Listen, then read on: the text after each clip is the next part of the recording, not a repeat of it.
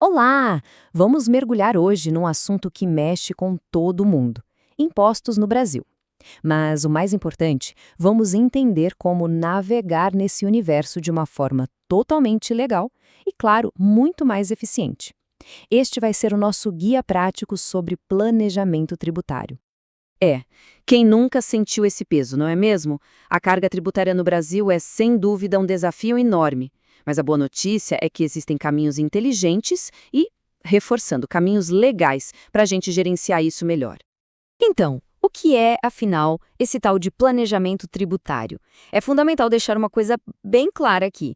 Não se trata de dar um jeito de não pagar imposto. Pelo contrário, trata-se de usar a própria legislação a seu favor de maneira estratégica. É quase como uma ferramenta de gestão financeira, sabe? Essencial para otimizar os custos de um jeito 100% legal. E agora, a gente chega no ponto talvez mais crucial de toda essa conversa: entender a linha que é bem clara, que separa o que a lei permite do que é simplesmente crime. A melhor forma de pensar nisso é como se fosse um mapa. O planejamento tributário te dá esse mapa, com todas as rotas legais para chegar ao seu destino. Ele ajuda a encontrar o caminho mais curto, o mais econômico. Agora, tentar criar um atalho por um terreno que é proibido? Bom, aí é outra história. E essa tabela aqui detalha essa diferença fundamental. De um lado, a gente tem a elisão fiscal. Pense nela como planejamento em si. É legal. E o mais importante, ela acontece antes do chamado fato gerador, ou seja, antes daquele evento que de fato cria a obrigação de pagar o imposto, como, por exemplo, realizar uma venda. Do outro lado, a evasão fiscal, que é a sonegação. Isso é crime. Acontece depois que o imposto já era devido, envolve fraude, omissão, os resultados nem se comparam. Um leva a uma otimização, o outro a multas pesadíssimas e até mesmo a prisão. E essa frase, olha, resume tudo de um jeito perfeito. O que define a ação é a intenção. Na elisão, a ideia é organizar as coisas, as atividades, de uma forma que, dentro das opções que a própria lei oferece, resulte em menos imposto. Já na evasão, a intenção é outra: é esconder, é mentir, é enganar o fisco. E aqui temos um exemplo clássico e perfeito de elisão. A nossa legislação tem diferentes regimes de tributação, como o Simples Nacional, o lucro presumido, o lucro real. O que a empresa faz? Ela senta, analisa os números e escolhe a porta de entrada mais vantajosa para a sua realidade. Isso é a essência do planejamento legal.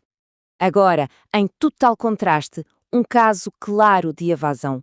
A venda aconteceu, o imposto passou a ser devido, mas a pessoa deliberadamente escondeu isso do fisco. Não tem outro nome. Isso é fraude. E as consequências, claro, são muito sérias. Ok, vamos sair um pouco da teoria e ir para a prática. Como isso se aplica no dia a dia das pessoas, principalmente para quem tem um património maior, com imóveis, por exemplo? Uma das ferramentas mais eficazes para isso é a chamada holding patrimonial. Esse número que está na tela, ele é basicamente o problema. Essa é a alíquota máxima do Imposto de Renda de Pessoa Física, o IRPF, que pode morder os rendimentos de aluguel. Para quem vive de aluguel de vários imóveis, isso é uma fatia gigantesca da renda indo embora todo mês. E qual seria a solução? Uma estratégia comum é transferir esses imóveis para uma empresa, uma holding. A partir daí, a receita dos aluguéis é tributada não mais na pessoa física, mas sim na pessoa jurídica. E como a tabela mostra, a diferença é brutal. Para o mesmo faturamento de R$ 20.000, a alíquota pode despencar daqueles 27,5% para algo na casa de 11% a 14%. É uma economia enorme e, vale sempre repetir, totalmente dentro da lei. E o mais interessante é que a vantagem não é só pagar menos imposto. Uma holding também cria uma camada de proteção patrimonial, separando os bens da pessoa física dos riscos de um negócio, por exemplo. E mais, ela facilita, e muito, o planeamento sucessório. Torna a transferência de património para os herdeiros um processo bem mais simples e barato do que um inventário tradicional. Muito bem, agora vamos virar a chave e focar nas empresas. Para elas, o planejamento tributário começa com uma das decisões mais importantes que qualquer gestor pode tomar.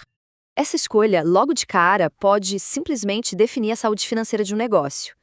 Cada um desses regimes tem regras muito próprias, e a opção ideal vai depender do faturamento, da margem de lucro, do tipo de atividade.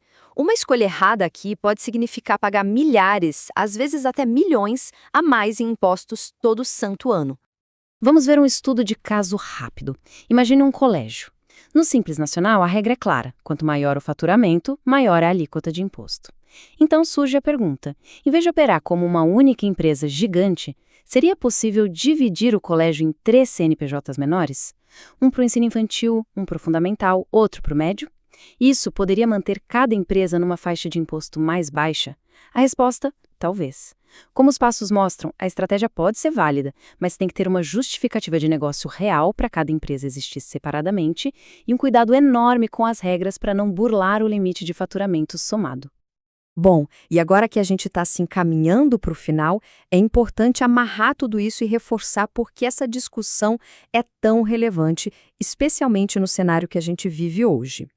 Resumindo, um bom planejamento tributário vai muito além de só pagar menos imposto. É uma questão de estratégia de negócio. É sobre liberar capital que pode ser reinvestido, que pode gerar crescimento, é tornar a empresa mais competitiva e, um ponto crucial, é garantir a conformidade com a lei, evitando dores de cabeça e prejuízos gigantescos com o fisco. E outra coisa, planejamento não é algo que se faz uma vez e pronto. Esquece. A legislação tributária muda o tempo todo. A reforma tributária que está batendo na porta vai simplificar e unificar impostos, o que vai obrigar toda e qualquer empresa a reavaliar suas estratégias de preço, de custo e, claro, seu planejamento fiscal. Estar preparado é tudo. E com isso fica uma pergunta final no ar. Diante de um cenário que está sempre mudando, olhar para a gestão dos impostos não é só uma opção, é uma necessidade para a sobrevivência e para o crescimento de qualquer negócio ou património. E a preparação para isso? Bom, ela começa agora.